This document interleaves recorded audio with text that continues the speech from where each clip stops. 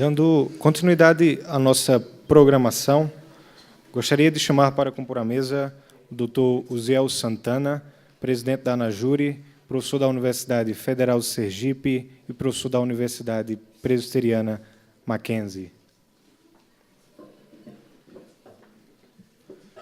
Também gostaria de chamar para compor a mesa o Dr. Jonas Moreno, vice-presidente da ANAJURE, diretor para refugiados e ajuda humanitária, que estará em seguida fazendo o lançamento do novo livro da ANAJURE Publicações.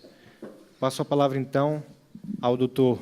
Uziel Santana, que proferirá sua palestra sobre o tema Perseguição Religiosa na América Latina, explorando respostas perante o Sistema Interamericano de Direitos Humanos. Obrigado, doutor Felipe. Nós vamos, então, falar um pouco sobre a situação da liberdade religiosa no Sistema Interamericano de Direitos Humanos. E depois, o doutor Jonas, que está aqui ao meu lado, com base nesse trabalho que a gente faz de monitoramento, inclusive, da OEA, vai falar sobre essa obra que é resultado de investigações que parte dos alunos que fizeram a pós-graduação Estado Constitucional e Liberdade Religiosa desenvolveram nos últimos 2 anos e que eu tenho a honra, juntamente com o Dr. Jonas, de ser um dos organizadores dessa obra. Nós temos aqui alguns coautores que serão mencionados. Eu peço licença para poder usar ali a tribuna, né? Como disse o doutor Davi, o professor só sabe falar em pé, né? Não sabe falar sentado.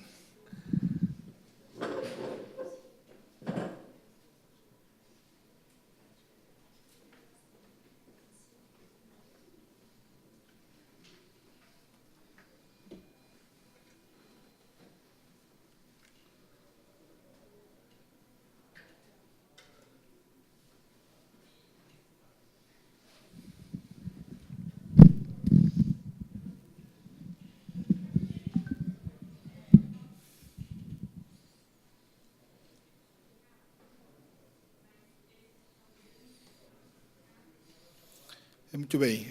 O tema da nossa explanação aqui, nesses minutos que temos, é sobre perseguição religiosa na América Latina, explorando respostas perante o Sistema Interamericano de Direitos Humanos. Nos últimos anos, nós temos, sempre que tocamos no tema da perseguição religiosa, usado essa denominação em alemã, muito bem corrigida pelo professor Christoph Sauer. Eu não sei se eu vou conseguir acertar a pronúncia, mas seria algo como Christenfrei. E esse termo, ele foi cunhado, do ponto de vista jornalístico, por um autor argentino, há mais ou menos 10 anos atrás. E ele escreveu um artigo num importante periódico argentino chamado La Nación. E a tese daquele articulista, que não era um cientista, digamos assim, mas um jornalista curioso com os problemas que aconteciam e que seguem acontecendo em termos de perseguição religiosa, e ele fazia uma comparação entre o que aconteceu na época do nazismo na Alemanha e o que aconteceu e o que acontece hoje, por exemplo, em países do Oriente Médio. Na época do nazismo, foi implantada, e todos sabem a história, a política do Judenfrei. A ideia era eliminar dos espaços públicos e comum da sociedade a presença dos judeus. Judeus seriam como que os responsáveis pelo caos econômico, social, político, cultural daquele momento da história da Europa. E vocês conhecem bem como isso, de fato, essa política pública de Estado se materializou. E quantos milhões, né, de judeus eles foram mortos. Mutatis mutandis, né, mudando o que tem que mudar. Hoje, nós vivemos uma espécie de Judaim-Freim, né? E aí, isso é aplicado não mais aos judeus, mas aos cristãos. E, por isso, o termo Christian-Freim. Os últimos relatórios, e eu poderia dizer aqui, com base, por exemplo, nas pesquisas também do professor Thomas Mascher e do próprio professor Christoph Sauer, nos últimos 10, 15 anos, todos os relatórios internacionais de agências, de órgãos de Estado, de instituições de pesquisa ligadas à sociedade civil, todos apontam que as minorias religiosas cristãs em países, sobretudo do norte da África, do Oriente Médio, da Ásia, têm vivido uma espécie de genocídio. Nesse sentido, a primeira-ministra Angela Merkel, né, alguns anos atrás, e com base num dos relatórios que o professor Schmacher e sua esposa Cristina Schmacher produziram, chegou a publicamente a aferir que o cristianismo era a religião mais perseguida do mundo. E isso causou um certo burburinho, um alvoroço na imprensa internacional, mas logo a fala da primeira-ministra Angela Merkel foi respaldada por outros líderes do contexto, como, por exemplo, o então primeiro-ministro Nicolas Sarkozy, da França. Depois, o próprio governo inglês, né, o então primeiro-ministro James Cameron disse a mesma coisa. Os relatórios feitos pela UCIF, né, que é a Comissão Internacional de Liberdade Religiosa do governo dos Estados Unidos, diz a mesma coisa. Então, e outros, digamos, sistemas de monitoramento de direitos humanos, World Watch List, Open Doors, enfim, outros que vocês conhecem mais tradicionalmente, demonstrando que existe, de fato, né, um perigo de genocídio acontecendo em vários países. A propósito, esse ano aconteceu em Washington, talvez a mais importante reunião da última década sobre liberdade religiosa, sob os auspícios do governo dos Estados Unidos, o Ministerial to Advance Religious Freedom, em que líderes de mais de 80 países de todo o mundo se reuniram e lá estiveram para debater soluções para o problema da liberdade religiosa. Foi um encontro realmente histórico, que culminou, né, em uma declaração, essa Potomac Declaration, em que os vários setores internacionais resolvem, e aí a importância da decisão governamental dos Estados Unidos se unir para combater todo esse mal que assola o mundo, que é a perseguição religiosa. E, no caso específico do que estamos a tocar aqui, desse chamado também Christian-Freim. Esse mapa aí mostra, em 31 de dezembro de 2017, o número de pessoas chamadas IDPs, né, People Internally Displaced by Conflict and Violence, é o número de pessoas que foram deslocadas em função de um conflito ou violência. E como nós estamos a falar aqui agora sobre o contexto da América Latina, eu sempre gosto de mostrar esse gráfico, porque, se você observar bem, aquelas partes mais fortes de laranja estão ali, de fato, na África, no Oriente Médio.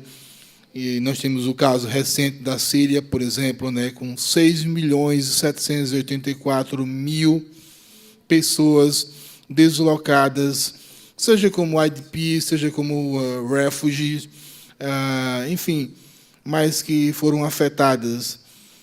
Na Nigéria temos também um número bastante elevado, enfim, os países que nós tradicionalmente conhecemos. Mas também, e aí isso é um ponto, muitos não percebem que na nossa América também existe um alto número de pessoas deslocadas em razão de conflito e violência, né? O caso mais recente agora é da Venezuela, né? Se fala em mais de 2 milhões de venezuelanos. O caso histórico da Colômbia, né, com 6 milhões, imaginem vocês, a mesma cifra da Síria, da guerra da Síria, 6 milhões de pessoas deslocadas internamente por conflito ou violência. E casos menores, mas que, se você leva em conta o tamanho do país, como o México, por exemplo, que cerca de 400.000 pessoas, né, são deslocadas, tendo em vista conflitos e violência. E uma grande parte desses conflitos ocorre pelo uso político da religião. E o mesmo acontece também na América Latina. Por exemplo, quando você pensa na Colômbia, muitos analistas diziam o seguinte: olha, nós temos 6 milhões de pessoas deslocadas na Colômbia, tendo em vista o movimento de grupos paramilitares, e que a razão seria, então, uma violação geral de direitos humanos. De fato, isso é uma premissa importante. Mas observe que existem centenas de casos, e nós tivemos a oportunidade de trabalhar e fazer advocacy em alguns desses casos, de líderes religiosos, e aí eu cito, por exemplo, o caso de 2 pastores presbiterianos que, ao pregar, ao exercer a sua liberdade religiosa, levando aquela comunidade pertencente ao povo colombiano a não concordar com práticas de violência, práticas que ferem a moralidade ou práticas de corrupção, eles foram, em um determinado momento, sequestrados pelas Farc, justamente porque as pessoas daquela comunidade não se deixavam mais ser usadas pelo aquele grupo paramilitar. Esse é um caso. Existem centenas de casos assim, o que demonstra que esse número elevado de IDPs, de refugiados, também na América tem a ver com a religião. Seja, no caso específico, porque essa religião, no caso, os presbiterianos, eles incentivam as suas comunidades a não aderirem às formas de corrupção ali presentes, né? Seja porque outro líder religioso, ele realmente não quer aderir a esse sistema paralelo de governo que existe em um país como esse, como a Colômbia. Então, isso são números, né, que nós precisamos ter em mente, ter em conta. E vejam, a América faz parte, em termos absolutos, desse conjunto de pessoas que se deslocam em função de um conflito ou de violência. E isso tem a ver também com a religião.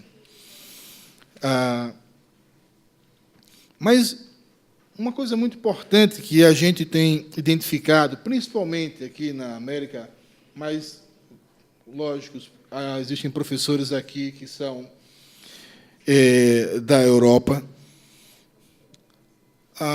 Existe um fenômeno que nós precisamos compreender bem para analisar o nível de violação de direito de liberdade religiosa e que, muitas vezes, não é percebido por alguns estudiosos analistas.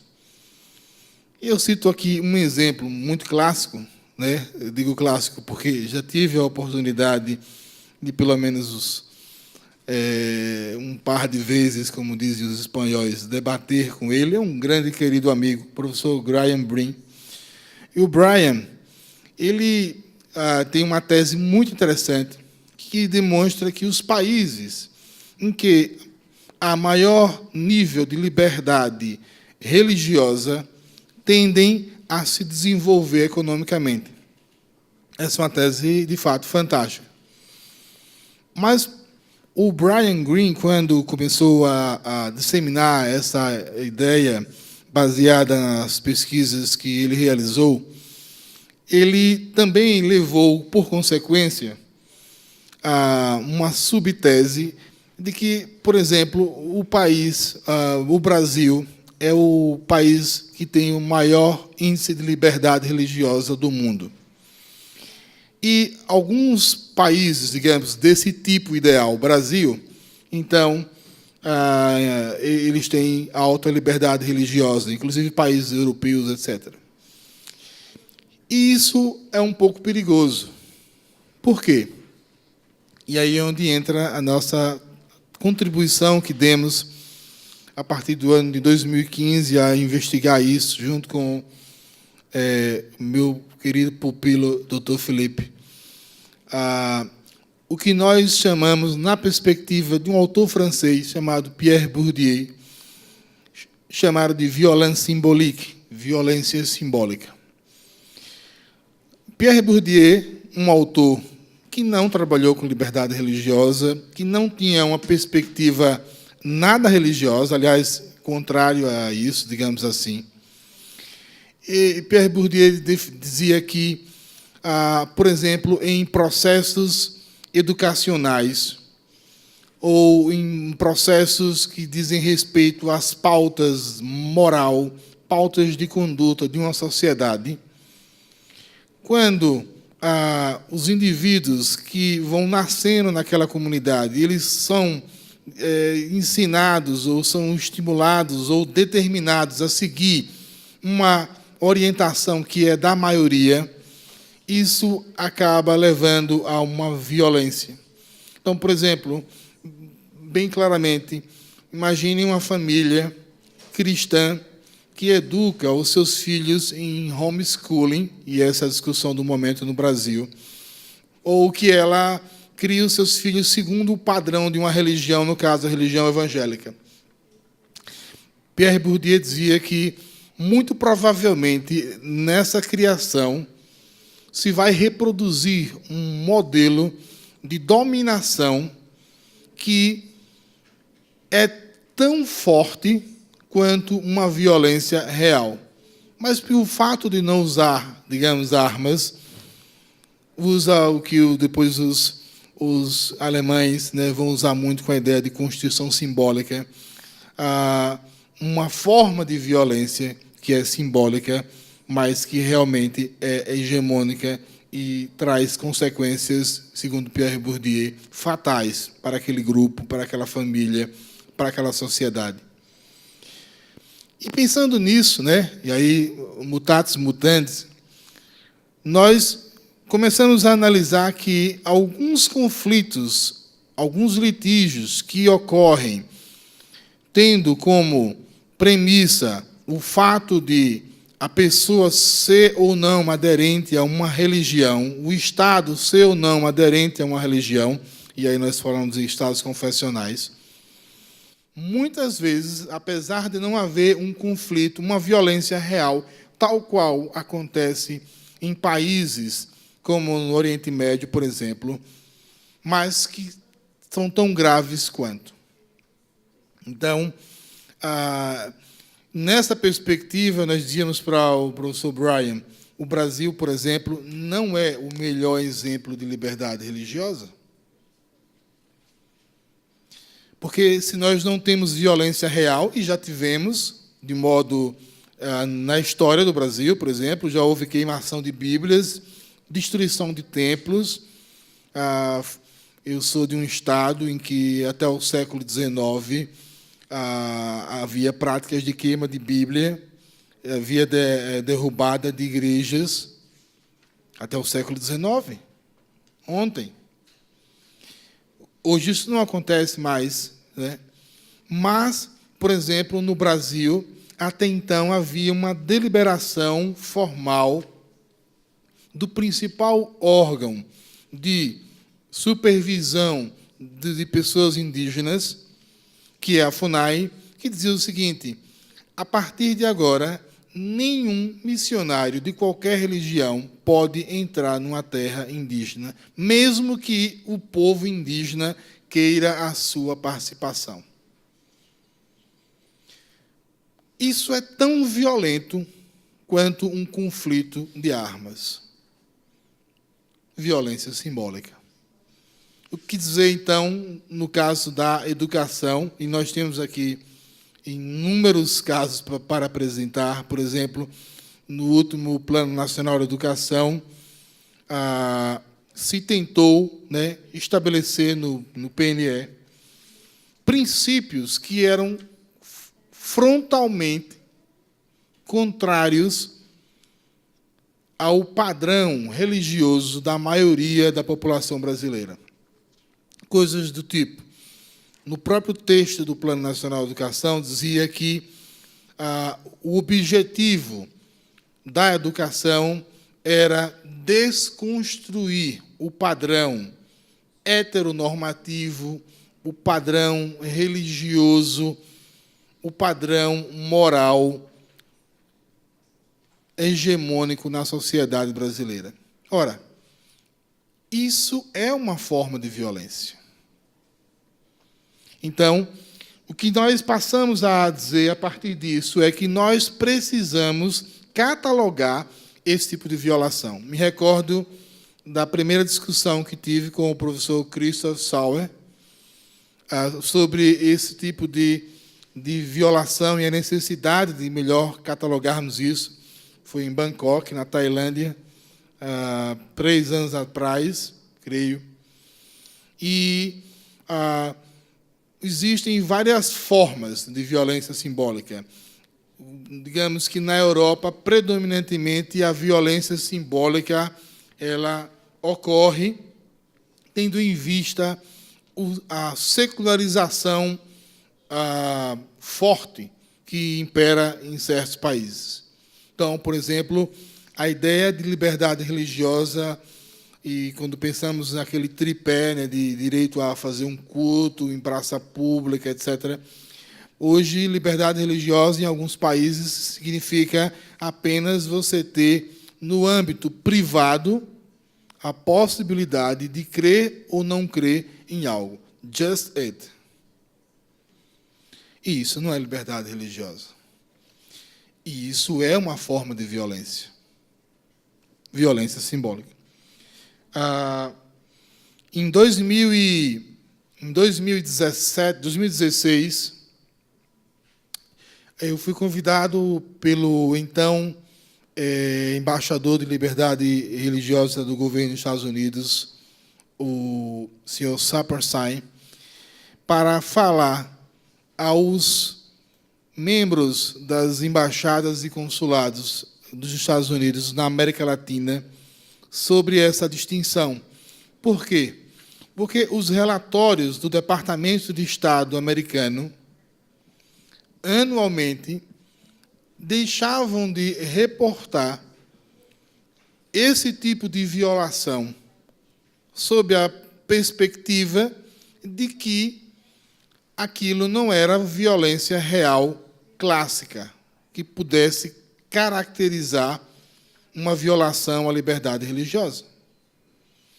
E aí nós tivemos a oportunidade de demonstrar que existem situações E aí nós vamos ver aqui rapidamente alguns países em que não há um conflito, uma violência real, mas que, do ponto de vista dessa categoria chamada de violência simbólica, são importantes para qualquer relatório, qualquer discussão sobre violações à liberdade religiosa na América Latina. Eu já citei aqui algumas situações do Brasil, né? Tentativas oficiais de proibir os missionários de pregar aos grupos indígenas. A desconstrução dos valores cristãos na sociedade brasileira, especialmente na educação. Uma crescente proibição da expressão religiosa nos espaços públicos, né? Nesse exato momento, nós estamos vivendo uma situação muito interessante do ponto de vista do direito eleitoral. A legislação eleitoral, ela prevê, como um dos seus institutos, a propaganda eleitoral, o período de propaganda eleitoral. E, claro, eu não estou aqui a defender que, de fato, algumas igrejas não têm abusado da liberdade religiosa para veicular suas pretensões políticas. Mas nós não podemos proibir o uso pelo abuso. Aliás, essa foi a lição mais simples que eu aprendi com o professor, o ex-ministro Carlos Aires Brito. Não podemos proibir o uso pelo abuso. A legislação do TSE, seja em resolução, seja as próprias leis que determinam o direito eleitoral, não proíbem a participação de religiosos no processo político. A lei fala em abuso do poder econômico, a lei não fala do abuso do poder religioso. Existem, sim, casos de abuso do poder econômico pela igreja, né? Então, por exemplo, fora do período de propaganda eleitoral, como o recente caso julgado pelo TSE, em que uma igreja, na véspera da eleição, isto é, fora do prazo da propaganda eleitoral, ela realiza um evento, apresenta os seus candidatos, distribui panfletos, e isso realmente fere a igualdade de condições de jogo. Mas não no seu espaço de culto, porque o espaço de culto é constitucionalmente protegido e tem uma finalidade específica, que é a comunhão dos santos, que é a veiculação do proselitismo religioso. Num espaço que é de uso comum, aí sim.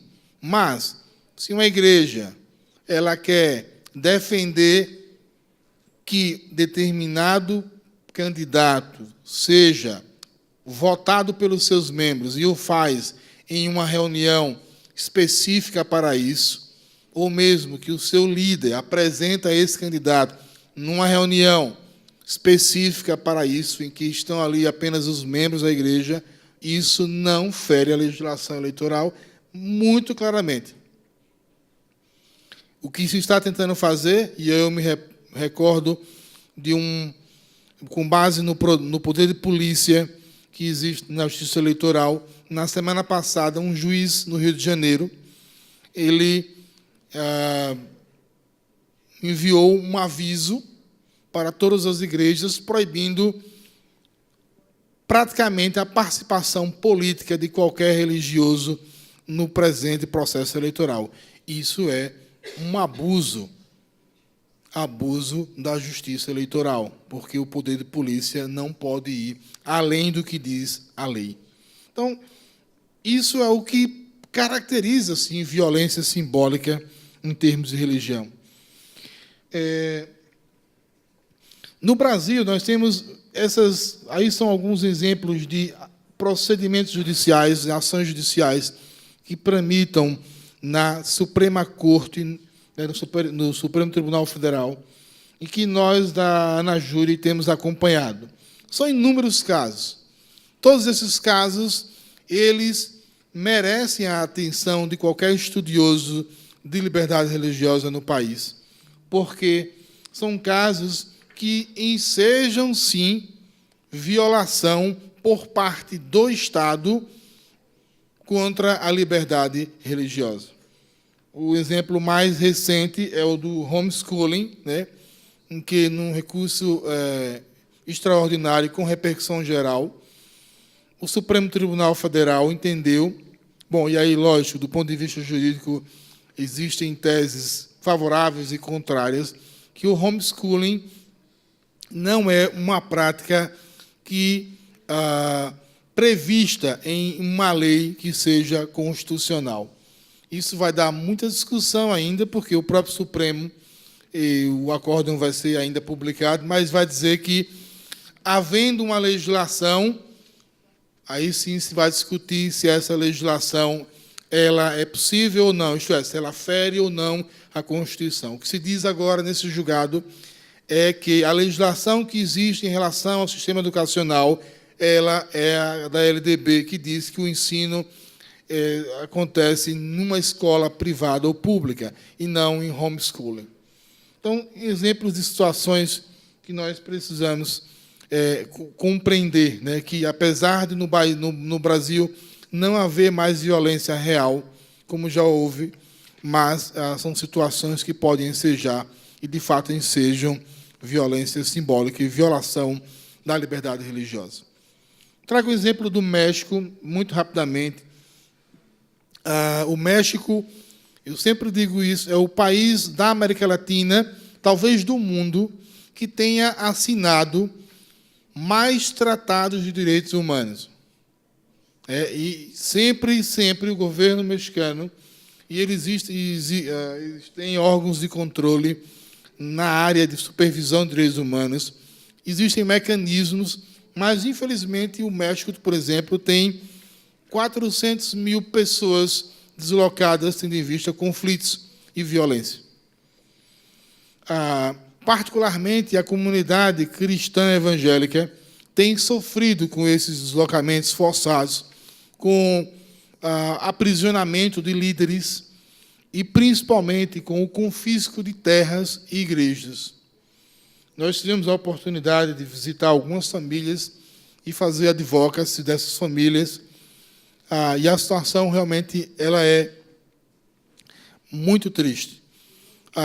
Nós apresentamos perante a Organização dos Estados Americanos, a OEA, mais precisamente a Secretaria de Equidade e Justiça e a Comissão Interamericana da OEA, alguns desses casos, né? E nós temos observado que, nos últimos anos, de fato, a comissão ela tem se pronunciado sobre esse tipo de violação à liberdade religiosa, que aí sim, muito mais do que violência simbólica, é violência real mesmo. É violência real mesmo. O caso do Peru, que também, nos últimos anos, algumas legislações que, de forma sorrateira, né, de forma sibilina, tenta fazer com que a liberdade religiosa das minorias não seja respeitada. Por exemplo, do caso aí da Lei da Liberdade Religiosa, que despojou todas as organizações religiosas do seu status de registrado e as forçou a se registrar novamente sob novos critérios. E aí, um dos critérios dizia o seguinte, que para ser uma igreja deveria ter, no mínimo, 10 mil fiéis adultos. Um país de dimensões pequenas, como o Peru, isso significa que poucas religiões poderiam atingir esse número. Essa é uma forma também de violência simbólica. O caso da Colômbia, que nós falamos aqui, né, o alto nível de violação e violência real, certo? Mas também situações que envolvem o que poderiam gerar, e de fato geram, violência simbólica. O caso de Cuba, muito conhecido e reportado, né, por vários organismos, como o Open Doors, por exemplo, muito conhecido de nós, E, de fato, mesmo com a mudança que houve no governo Obama, mas com a chegada do governo Trump, a situação voltou a um nível de maior conflito, né? Tendo em vista o histórico problema que existe entre Cuba e Estados Unidos. Nós, inclusive, esse ano tínhamos uma missão oficial. Nós fazemos parte do IPP-FORB, que é um painel internacional de parlamentares para a liberdade religiosa. E, como coordenador da América Latina, nós estávamos organizando uma missão com vários parlamentares, eram 5 países, Brasil, Chile, a República Dominicana, Equador, não me recordo todos. E nós visitamos o embaixador de Cuba no Brasil e a missão estava em andamento até que o governo cubano, sabendo das pretensões da missão, que era visitar líderes religiosos, políticos e o próprio governo, e existe lá um órgão que cuida da liberdade religiosa. E então, quando o governo cubano soube dessa nossa ideia, eles não autorizaram e aí a viagem teve que ser cancelada de última hora, o que demonstra que Cuba permanece com um alto grau de violação. A Venezuela também é a situação hoje mais urgente em termos de deslocamento, né?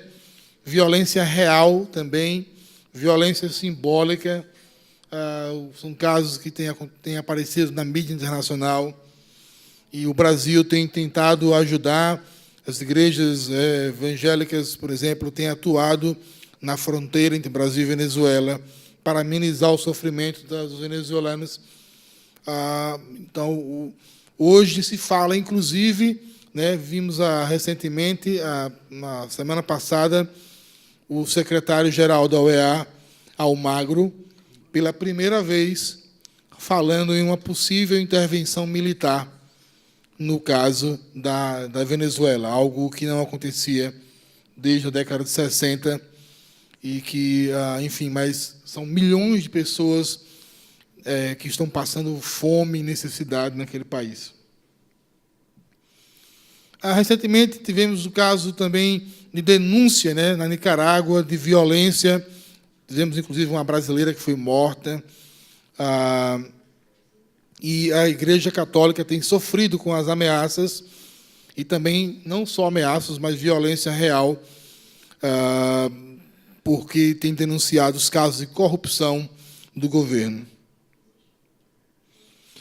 Bom, e já para encerrar, porque o meu tempo já se esvaiu, antes que o Dr. Jonas venha apresentar, aí são alguns gráficos que mostram, né, os países que têm alto nível de restrição na sua liberdade religiosa. O México, percebam que o México tem, não do ponto de vista do governo, mas de grupos sociais que cometem atos contra a liberdade religiosa, Cuba, etc. Né? Mas aí relatórios conhecidos do México e Colômbia. Aí um pouco da nossa atuação na OEA, fazendo advocacy em vários casos, aí nesse caso perante a Corte Interamericana de Direitos Humanos, né? Quando nós visitamos o então vice-presidente, que se tornou presidente, e também o nosso trabalho perante a comissão em Washington. Nós temos alguns casos que apresentamos e são objetos de discussão e de processo, tanto perante a comissão quanto perante a Secretaria de Equidade e Justiça. Nós temos atuado, né, como na júri, pedindo audiências públicas, reunido com autoridades para que alguns desses casos, eu me recordo agora um específico, todo mundo tem aqui, se eu perguntar para os meus colegas estrangeiros qual a ideia que se tem de um país como o Chile. O Chile é um dos países mais desenvolvidos da América Latina. Não obstante isso, no último ano, mais de 100 igrejas foram queimadas no Chile por grupos radicais. com a conivência de governos locais. Vocês já imaginaram isso no Chile? Nós vamos, agora em outubro, fazer uma missão oficial pela Federação Interamericana de Juristas Cristãos, junto com alguns parlamentares, para a região principal onde está acontecendo esses conflitos. Mas é uma situação catastrófica. Você imagine famílias inteiras tendo que sair de regiões ricas do Chile, porque existem ali grupos radicais, grupos terroristas, com a conivência do Estado chileno, realizando deslocamento forçado de pessoas, porque não concordam que aquela religião, no caso específico, muitas igrejas católicas e também evangélicas possam estar ali. No Chile, não estou falando da Venezuela, não estou falando de Cuba, estou falando do Chile.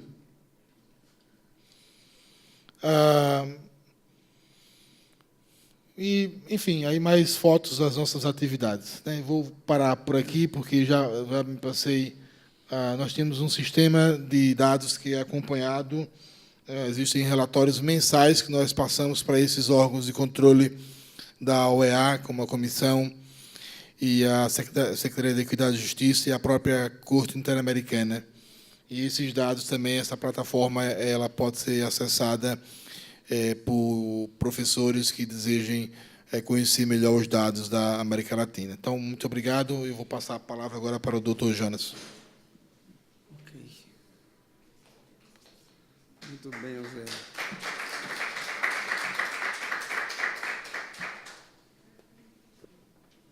Bom dia a todos.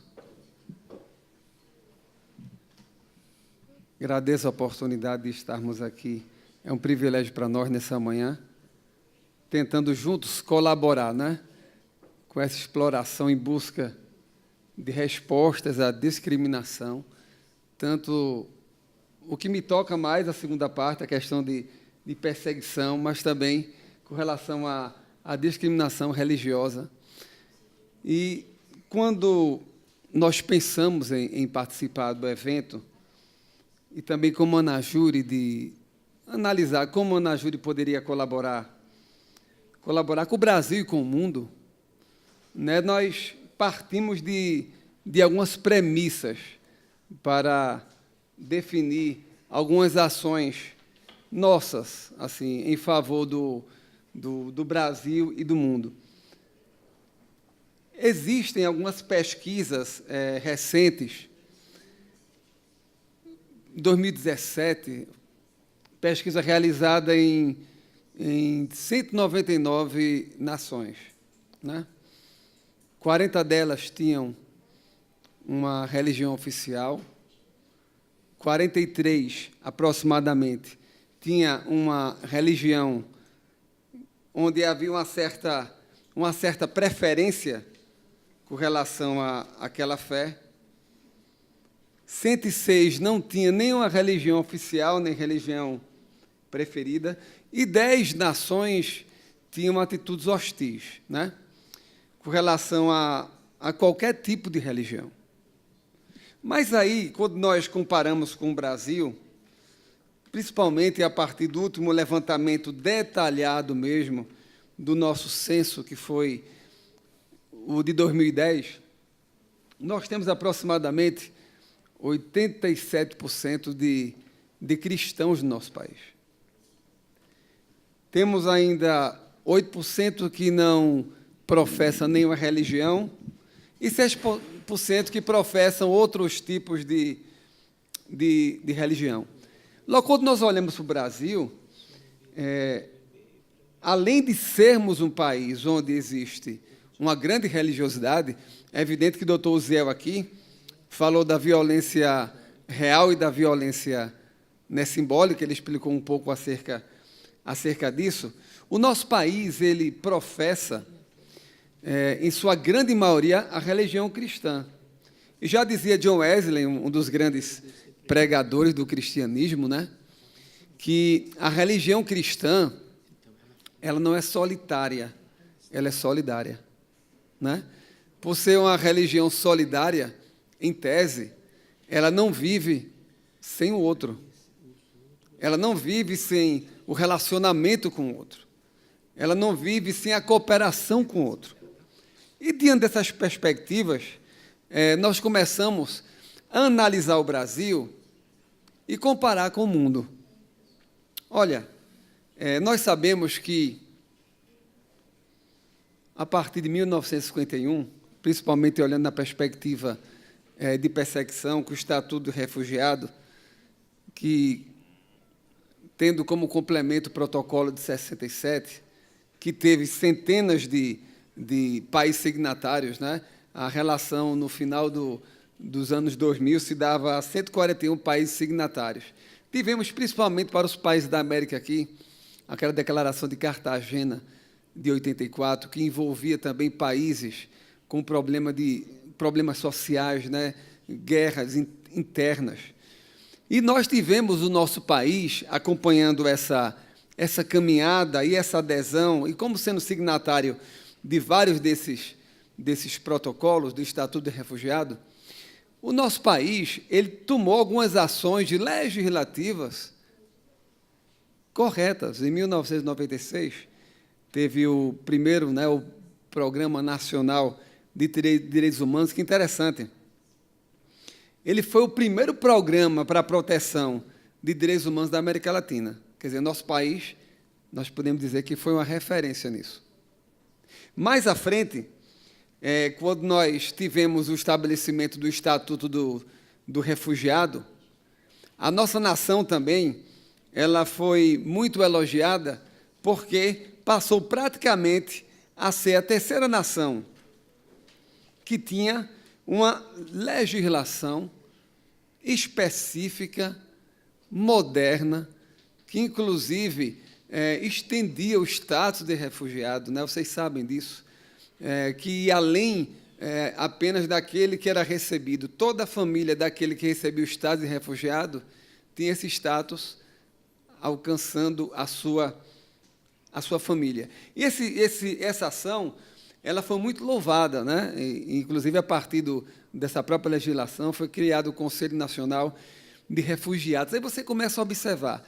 O Brasil tem um país onde a maioria das pessoas que exercem ou professam a religião é uma religião cristã, que não é solitária, ela é solidária. Ela exige um relacionamento. E também é um país que tem uma legislação moderna, elogiada. Aí você me pergunta, e que gráfico, que dados loucos são esses aí, que a gente não consegue nem entender o que significa? Olha, primeira coisa que eu queria trazer para você nessa perspectiva é que, diante dessa perfeição, digamos, legislativa nacional, digamos, perfeição, porque nós falamos que o Brasil não precisa mais de leis, né? Precisa que as leis sejam cumpridas. Nós temos, eu fiz um trabalho no meu paper, que não saiu no livro, mas foi exatamente sobre a dificuldade que existe no Brasil, através dos órgãos, né, competentes, de colocar em prática as cartilhas para a concessão do status de refugiado. Existe uma fila imensa que não anda. A gente reclama da fila, às vezes, do SUS, mas a fila do SUS ainda anda um pouquinho, né? A de refugiados parece que não anda, parece que tem uma porta travada lá e fechada. Talvez agora, dentro dessa nova realidade, né, principalmente a questão dos venezuelanos, nós podemos ter alguma mudança mais radical nisso. Mas, olha, nós temos o Sicrêmio, que é isso, é um sistema que é contínuo, esses dados que nós temos aí, elaborado principalmente pela OEA. Ele é um sistema de monitoramento contínuo de migrações internacionais. E um dos principais informes que ele tem aí, ele fala acerca, no penúltimo campo, a quantidade de solicitações de... Ele coloca asilo, mas, na realidade, ele está se referindo a refúgio. A quantidade de solicitações de refúgio por milhões de habitantes. E quando nós olhamos diante da proporção do nosso país e da quantidade de pedidos de refúgio, o nosso país ele não tem, assim, apesar de ser o país mais populoso, né? Não vamos comparar aqui com os Estados Unidos, né? Mas com 210 milhões de habitantes, nós temos um pouco mais aqui de 14.819, com base nos dados de 2017. Se você quiser poder observar aqui, só para comparar, só Estados Unidos e Canadá, eles têm 437 pessoas, né, por milhão de habitantes que são refugiados. Quer dizer, o Brasil tem um pouco mais de 70. Mas aí você vê a comparação absurda, né? Esse segundo gráfico aí, você vai olhar que, enquanto a média da América Latina é 30 habitantes por milhão, Canadá e Estados Unidos é 437 habitantes por milhão.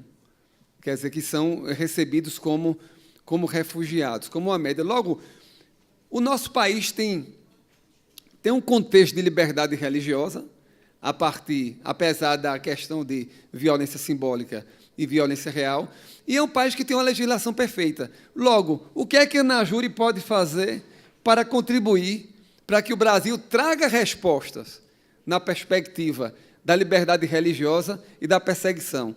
Uma das formas é a produção acadêmica.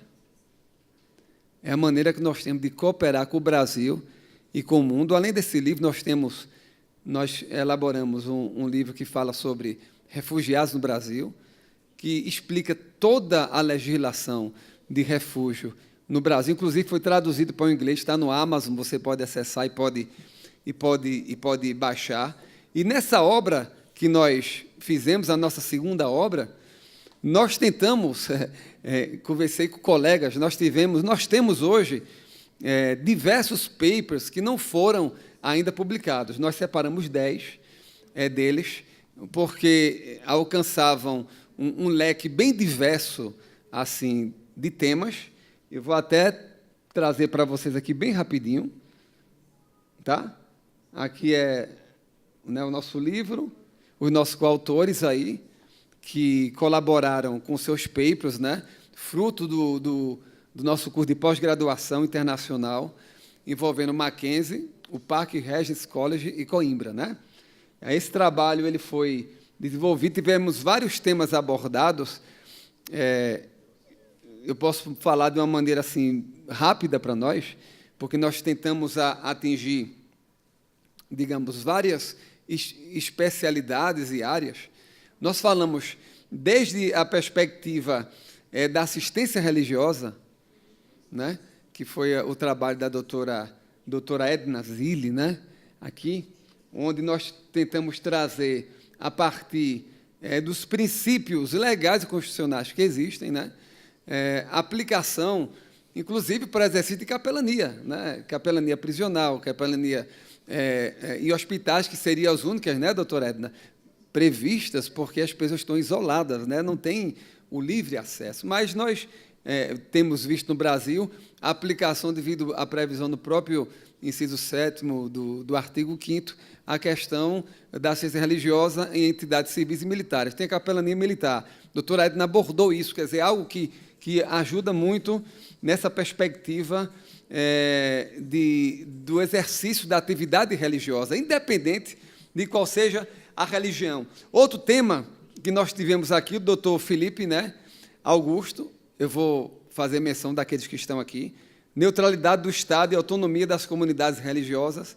Ele fez um estudo de caso muito interessante, abordou um pouco até do que o doutor Uziel falou, da questão da laicidade, da neutralidade do Estado, e fez um estudo específico de caso, para que nós pudéssemos aplicar como princípio universal para todas as nações, independente da religiosidade ou não da nação, se tem uma religião oficial, alguma religião de preferência, ou não tenha nenhum delas. Nós tivemos a abordagem do discurso do ódio e a liberdade de expressão religiosa nas sociedades democráticas e pluralistas, de Gabriela Andrade. Não é interessante, eu estava fazendo algumas anotações aqui sobre esses temas, e um capítulo interessante da Gabriela, ela trabalha a coexistência das múltiplas culturas, né? E ela aborda também a questão da violência simbólica, né? Da violência simbólica trazida por Dr. Zé.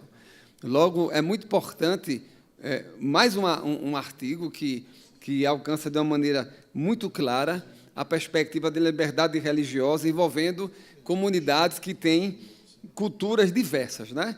Nós tivemos também aqui o trabalho da CIND, liberdade religiosa da pessoa jurídica. Olha, muito bom, ela abordou, inclusive, pessoas jurídicas com várias características, né? Tanto assim, algumas com a perspectiva confessional, como não.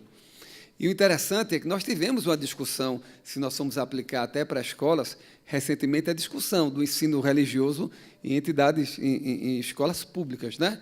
Logo, foi um leque extraordinário. Nós tivemos aqui, não está aqui presente conosco, mas nós tivemos o trabalho também que fala sobre os limites da educação dos pais, o limite da educação dos pais na perspectiva moral e religiosa, né? Que nós vimos a citação aqui, que em algumas nações tem sido uma forma de perseguição simbólica, impedindo que os pais exerçam essa prática religiosa. Temos a discussão recente do homeschooling, né? Enfim, nós temos um leque muito vasto que você pode alcançar várias áreas da sociedade, desde pessoas físicas. Tem um trabalho muito interessante que nós, voltando para o da CIND, a liberdade religiosa da pessoa jurídica, que nós falamos muito da pessoa física, né?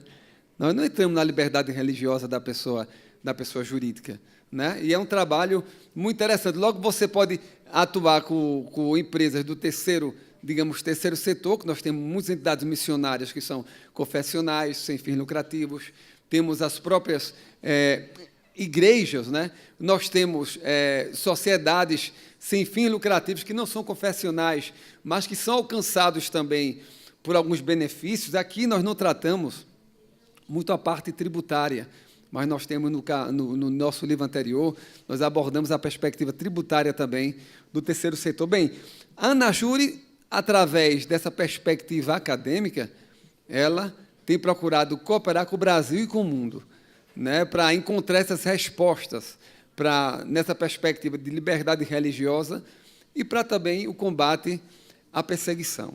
E uma conclusão que nós temos chegado, só para finalizar, na análise desses dados que nós vimos aqui, que faz parte de um trabalho que foi apresentado em outra ocasião, é que o Brasil e alguns países da América Latina eles têm as condições ideais para receber refugiados.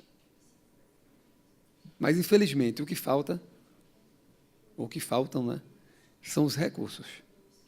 Nós tivemos, de 2013 para 2017, um aumento de cerca de 83% na imigração. Mas o maior percentual do aumento da imigração foi de pessoas da América Latina, porque é uma distância muito grande para a questão da Ásia, do Oriente Médio. Agora, uma curiosidade, doutor Zé, o senhor citou muito aqui Venezuela, Colômbia e Chile. Por curiosidade, os refugiados, Chile recebe o maior número de refugiados da Venezuela, a Venezuela do Chile, o Chile da Colômbia. Logo, nesse país onde existe perseguição. É um dado a ser analisado.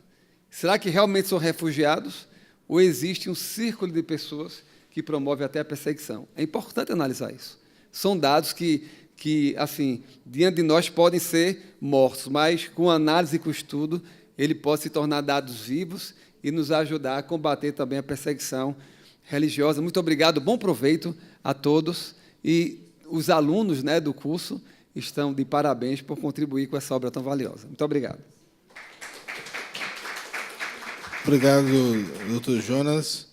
Eu queria convidar o doutor Felipe para introduzir e presidir a última sessão. A última sessão sempre é a mais importante, viu, professor Mark Hill? Nós tivemos a oportunidade de estudar o sistema interamericano nesse painel e agora vamos continuar aqui com essa terceira parte do nosso seminário aqui pela manhã. Doutor Felipe.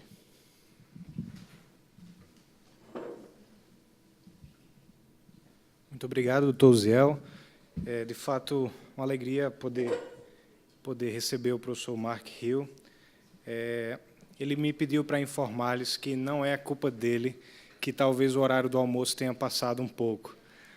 Mas o professor Mark Hill is an associate professor at Cardiff University, the University of Pretoria, King's College London, and Notre Dame University Law School Sydney, an affiliated fellow of the Center for the Study of Law and Religion at Emory University, Atlanta. He is also the chairman of the Ecclesiastical Law Society and vice president of the International Consortium for Law and Religious Studies. He is also the consultant editor of the Ecclesiastical Law Journal and co-editor of the Routledge Handbook on Freedom of Religion or Belief. Professor Mark Hill, it's a pleasure to hear from you. Thank you.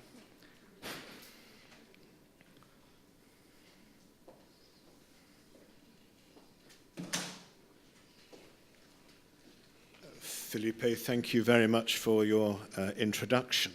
I think this is the first time I have been called to the lectern after the time for completing the session has already concluded. So please be patient, and I hope that your thoughts of lunch will sustain you through the next half hour. I want to record my thanks to Professor Christoph Saar and to the local organizers of this meeting. It's hugely convenient that the time for this meeting fell between the gathering of the International Consortium for Law and Religion Studies in Rio de Janeiro and a meeting of the G20 Interfaith Summit in Buenos Aires. And it's because of that happy coincidence that I am to be here, and I'm delighted that Cole Durham is present now to hear me put on record my debt to Brigham Young University for its assistance in facilitating my presence. Can I say a little bit about me first? I come from the United Kingdom, and there is a well-known expression that there are no strangers in the world, there are just friends whom we haven't yet met. And I look forward to meeting and getting to know more of you in the next 2 days. My background is as a practicing lawyer. I represent clients in the United Kingdom courts and in the European Court of Human Rights. I have two primary interests. One is in religious liberty and acting for clients where the protection of freedom of religion is central. And the other is in the internal laws of religious organizations. I am an Anglican. The Church of England has its laws, like the canon law of the Catholic Church.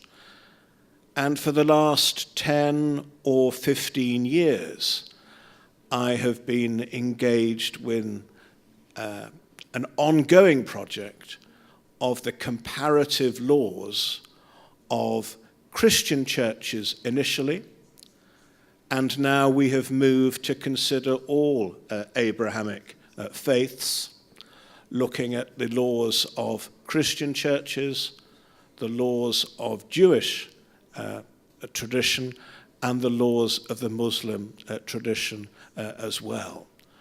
And it's a fruitful area of dialogue, comparing those laws, because only by understanding how a faith community works can you begin to understand the relationship between that faith community and the country where it operates.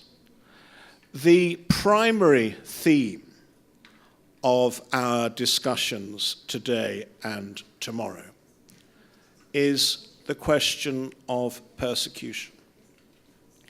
And we have already heard this morning persecution in the form of torture and in the form of murder. Religious communities whose very lives are at stake simply because they wish to live their lives in accordance with their religious beliefs. But there is a spectrum of persecution that is at the most severe end. But along that spectrum, there are other instances where there can be discrimination against those who wish to live out their faith. And my focus today is the question of discrimination as it applies within the workplace. Religious liberty has two key components. One is the individual liberty, the personal liberty, the personal freedom to live your life in accordance with your beliefs. The second is in the form of an organizational freedom, the autonomy of a faith community to be self-governing, to control its own procedures, to declare its own doctrines, and to be free from external interference by the state. And both that personal freedom and the collective institutional freedom are matters of some importance.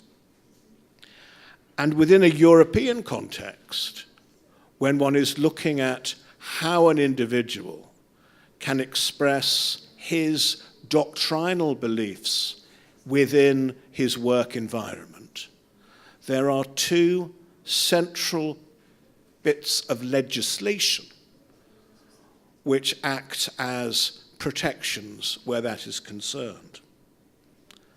The first is the declared right to freedom of religion or belief under Article 9 of the European Convention on Human Rights.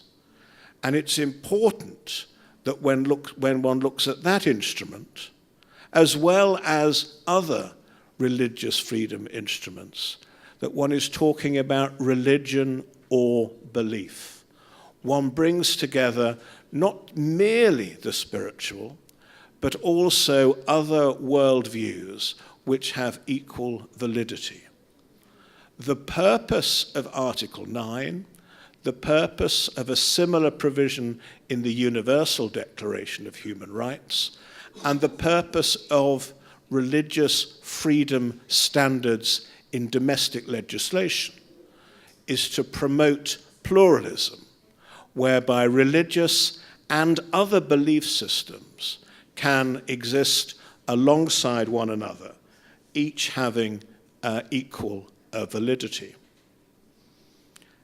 The second legislative factor, which applies in the United Kingdom, in Europe, and throughout much of the world, are anti-discrimination norms, principles which actively promote equality and which condemn discrimination.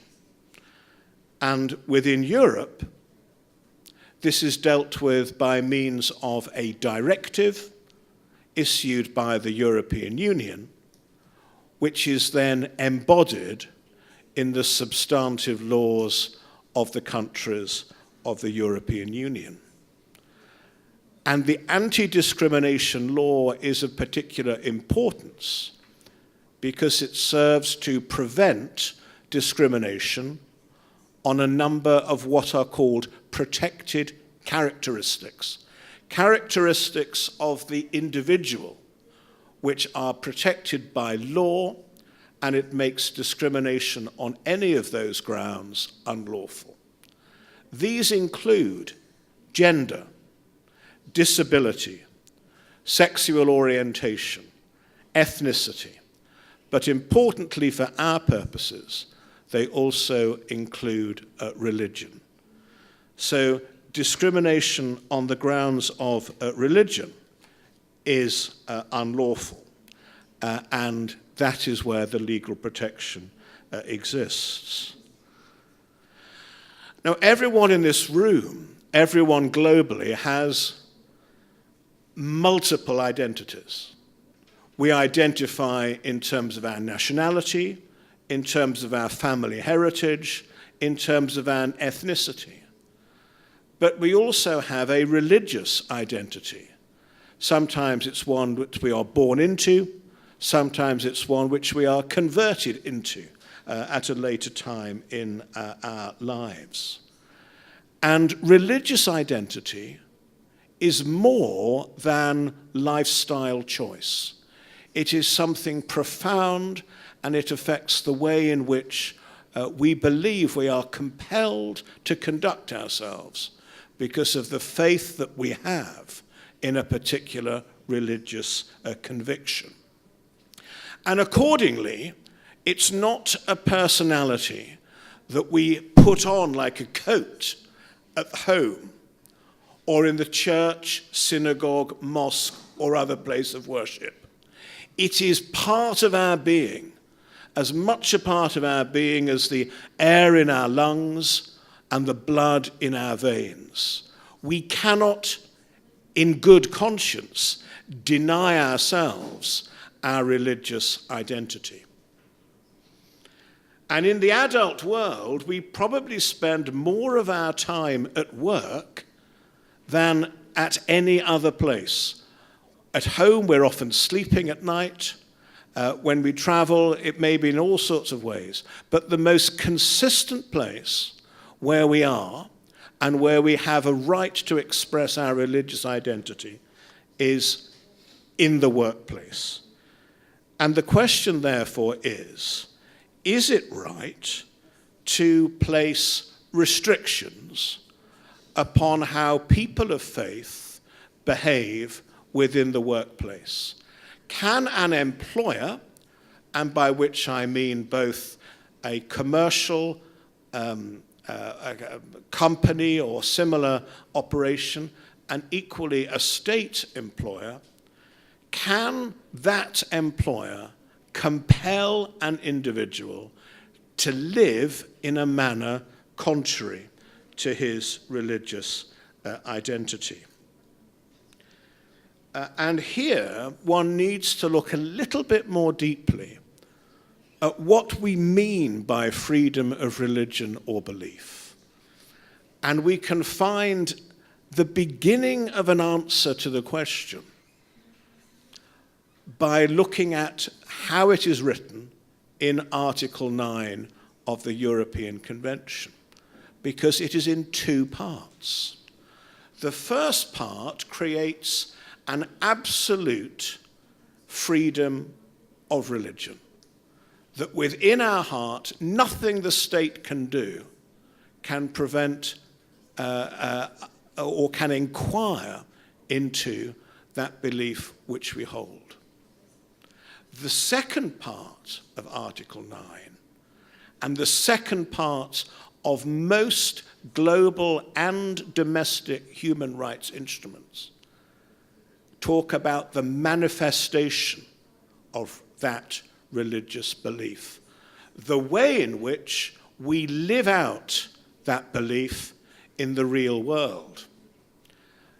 And we live it out in different ways. Sometimes it's in the form of diet, those faith communities which say the type of food one can or cannot eat. Sometimes it's in the form of dress, whether one is required to cover one's face with a veil or similarly. Sometimes it's where a religious holiday may be, a particular day of the week which has a heightened meaning for those of a particular faith, in the consequence of which religious observance requires prayer or fasting or simply not working on that particular day in question. So are all of those manifestations of belief? are they all protected by law? Well, the answer is yes, primarily, unless, and this is the qualified nature of the second part of Article 9, unless the state can demonstrate a reason for a restriction based upon, for example, public health, decency, morals, or most particularly, the rights and freedoms of others. Because we heard in the first presentation today that religious liberty is one of a suite of human rights, all of which need to be protected. You can't remove religious freedom in the same way you can't remove freedom of expression, freedom of association.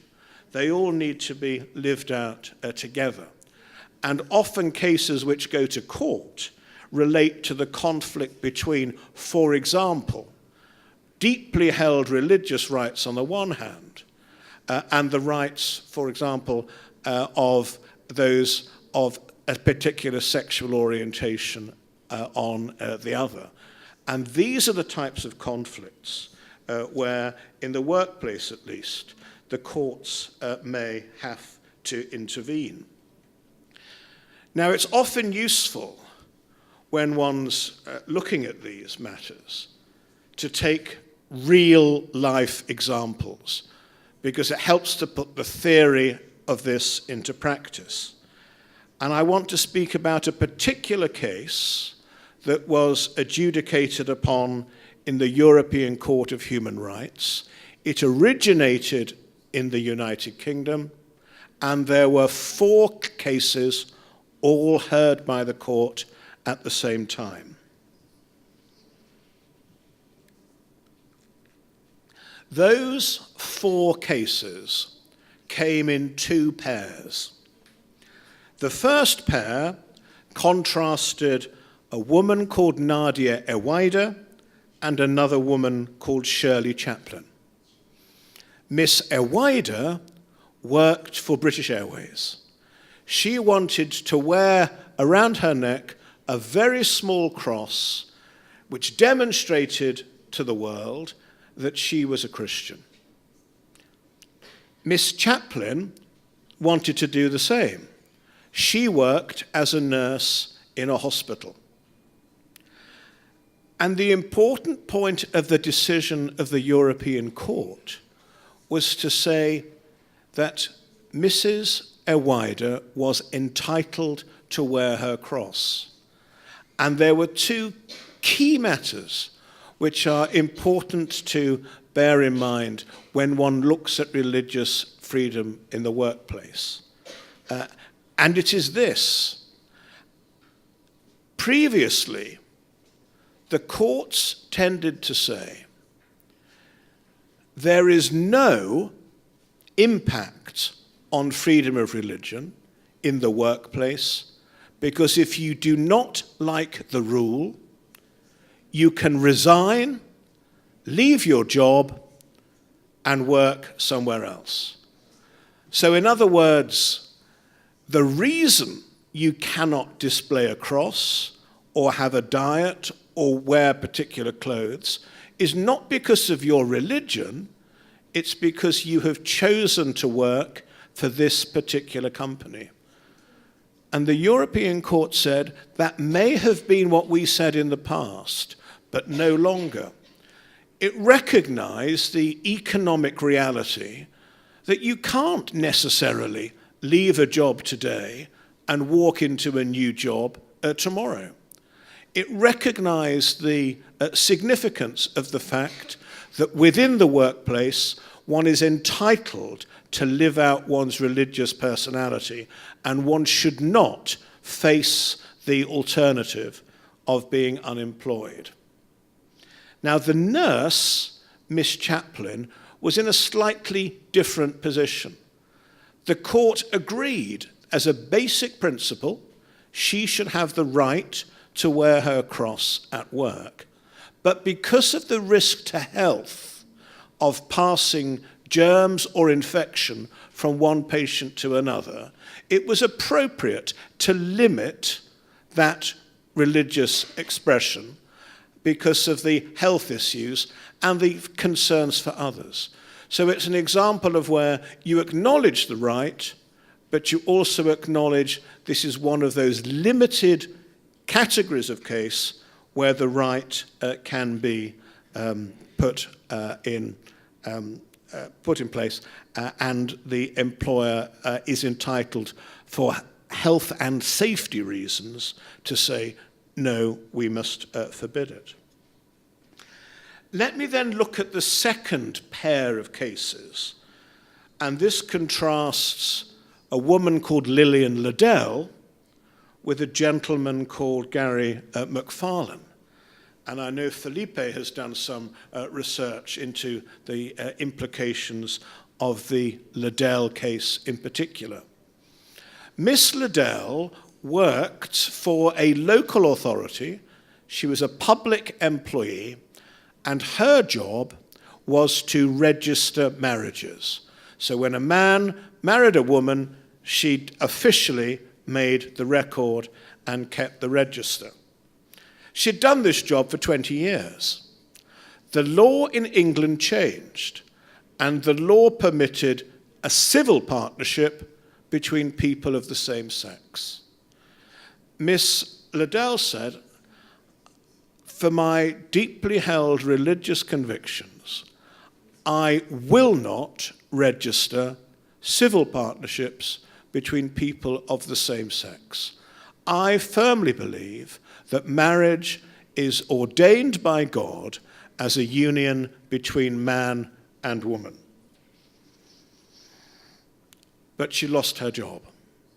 She was forced into unemployment because she was a public employee, and the courts regarded what she was doing as being an affront to the gay community.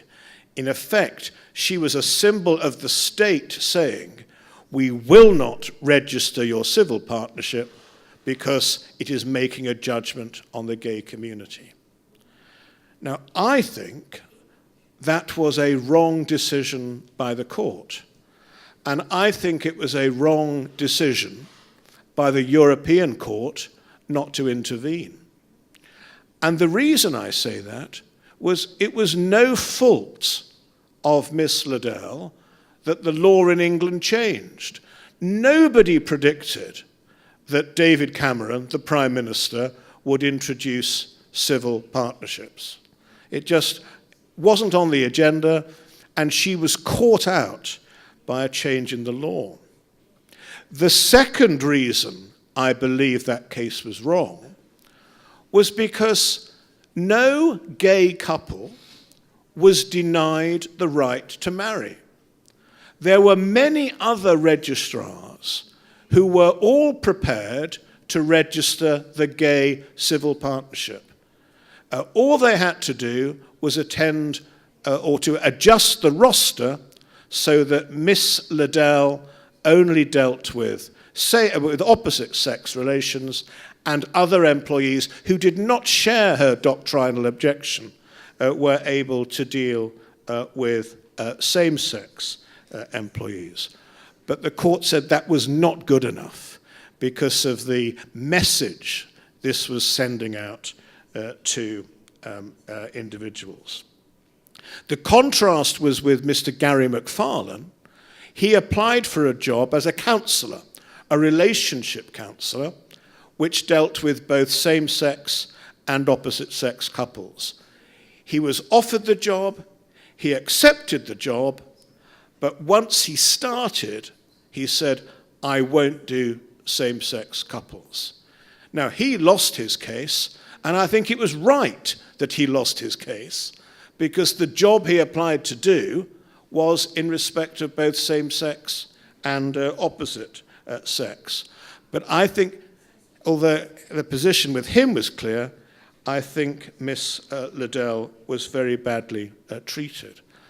There must be room within legal systems to accommodate genuinely held religious convictions. The local authority with Miss Liddell could have rostered its employees to do so. Large corporations can allow staff to select their rest day so it coincides with their particular belief, provided, of course, it's not abused. You can't have somebody every week changing their religion so that they can have 3 or 4 consecutive rest days. There must be a test of genuine sincerity in this regard. But again, it's a matter for the courts to determine where that reasonable accommodation might lie. But I say it's for the courts. The courts must be an instrument of last resort. The title in the program for my presentation speaks about sub-constitutional means. So in other words, it's not primary legislation, it's not the Constitution, it's not Article 9 of the European Convention on Human Rights, which is compelling this. It's about neighbours, co-workers, small companies in their discussions with unions and others, coming to local, sensible accommodations based upon what is reasonable. And what we know is that although a number of cases reach the courts where there is a conflict, in 70, 80, 90% of cases, what is actually resolved is a practical, meaningful resolution which allows everybody to live in harmony. And there's a biblical precedent for that. St. Matthew tells us that if we have a dispute, we don't go rushing off to court. We try to be resolved with our neighbour.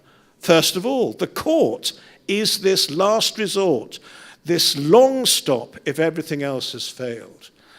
And that gospel imperative of being reconciled with one's neighbour finds a similar articulation in the Jewish tradition and in the Muslim tradition. So my very strong request is, and I speak as a lawyer, is we don't go to court. We don't give money to lawyers. We don't occupy the time of judges with matters which are best addressed and which are best resolved at a local level. I mentioned at the beginning that I'm moving on to Buenos Aires.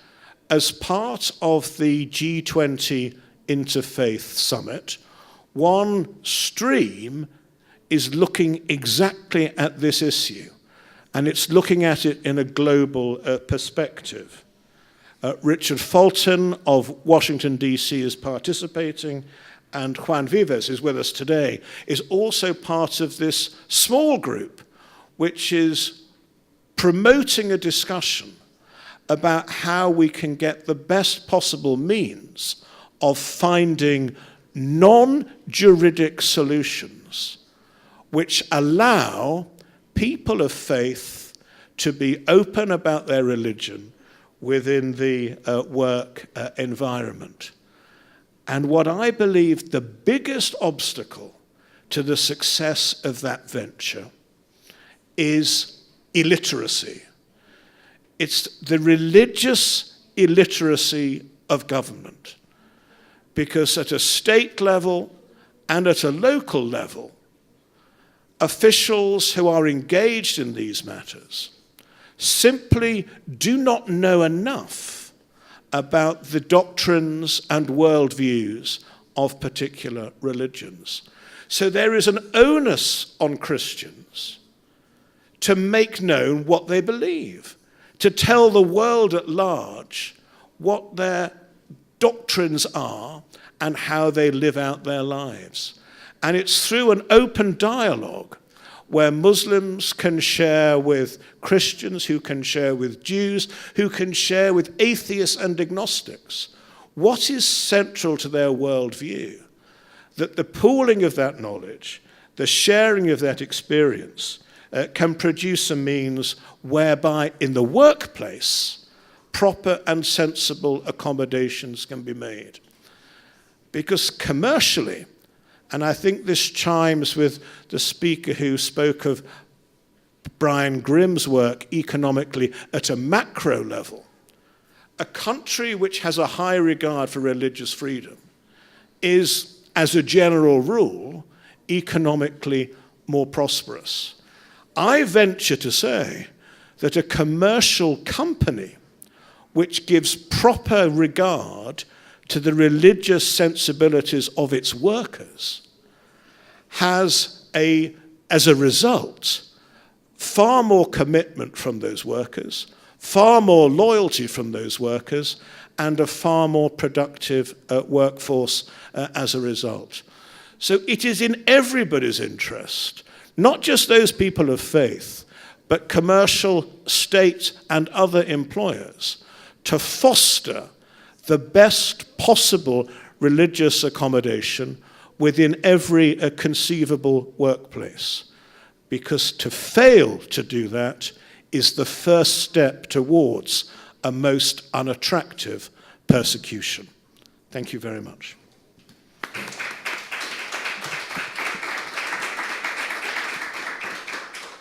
Thank you very much, Professor Mark Hill. Well, we still have 5 minutes for questions, and I'd like to make you a question, very short. One of the arguments that some people that are dealing with this case of complicity-based objections or accommodations, for example, in case Ladell case, they say that this objection of Ladell brings dignitary harms to others, and I'd like to know how to respond to this argument that his or her objection on performing same-sex marriage can bring harms to others.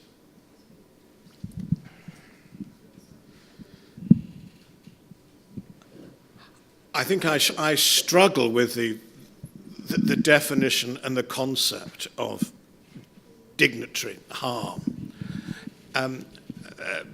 because it's very difficult to place a value on what that harm might be. It's like trying to assess damage to reputation. And there are two sides to it. Is the religious actor who is compelled to do an act like that, the classic cake baking case. We can't avoid it. I've tried for 30 minutes not to mention the gay bakers. Well, I'm going to now. But it's someone who provides a service, and because of their profoundly held religious belief, declines to do so in relation to a same-sex couple. If they're compelled to do it, then there is some real harm to them, because they are forced to make a public expression contrary to their own views. Now, I don't see the dignity harm within the Ladell case, because they're not saying to a gay couple, you cannot have a gay marriage. They are providing the service. All they're saying is that of our staff of 20, 19 people are available to do it, and 1 isn't. Now, that, to my mind, does not affect the dignity of the gay community, because the service is still being given. The harm to Miss Ladell was immense. She lost her job. She could no longer pay to look after her children. I was present at her funeral a year ago. The stress of the litigation, I think, was a major factor which led to her early death. But how can you say that the unquantifiable dignity harm to the amorphous gay community is greater than a loyal servant of 20 plus years being unemployed and unemployable because of her age? The prospect of getting another job was very, very limited. And I don't think you can use this elusive concept of dignity harm to trump the real harm that others are suffering. It is an unequal argument. Thank you very much. Anyone would like to make a question? I think they want their lunch. If not, so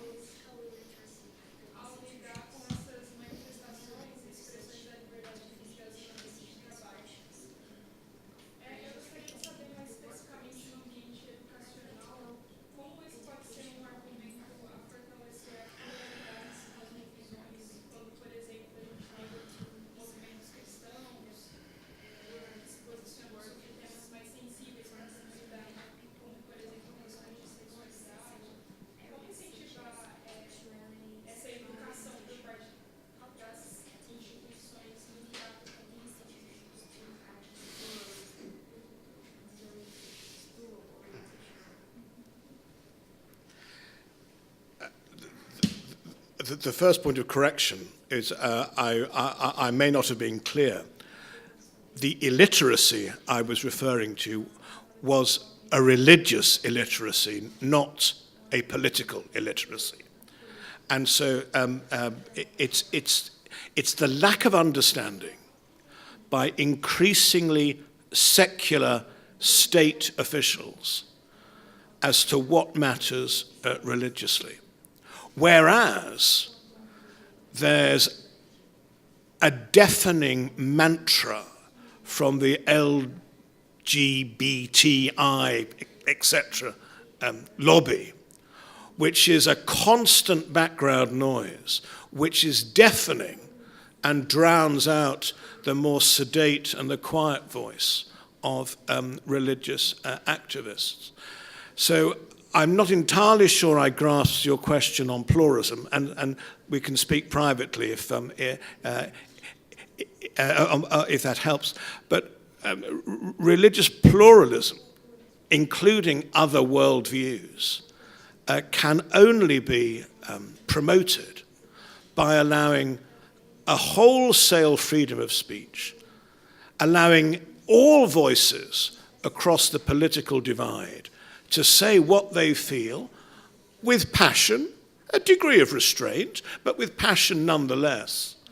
And so no single voice drowns out another voice, so that the lobbying same-sex fraternity is on an equal footing with those of religious faith who take another view.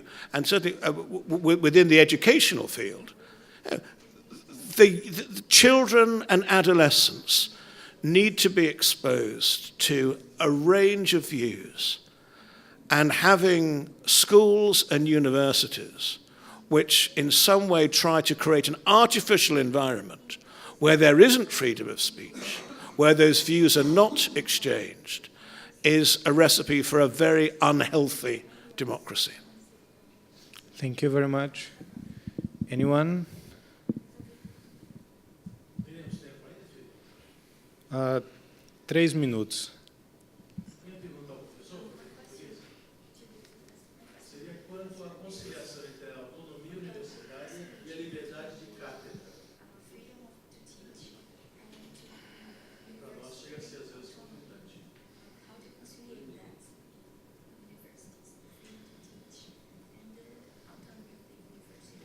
Naturalmente a liberdade de cátedra para o professor e a autonomia universitária para a universidade. Proibir certas práticas.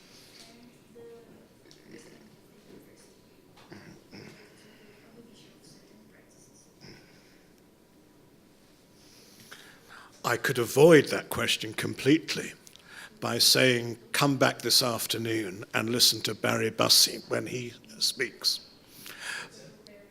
But I will give you a 2-sentence answer. I have no problem in university staff, professors and so on, having strong opinions. They're entitled to. The academic world promotes those strong opinions. We have spent several hundred years in growing in knowledge by having thesis, counter-thesis, and so on, and aggressive, well-tempered discussions within universities. And that's absolutely fine. Students are entitled to opinions. What I object to profoundly is having safe space or no platform where certain voices are just not allowed to be heard at all. Universities are the breeding ground for the leaders in the business world, the political world, the legal world in the future. And if at universities you can't have multiple voices expressing multiple opinions, then the future for our children is a bleak one. Thank you very much.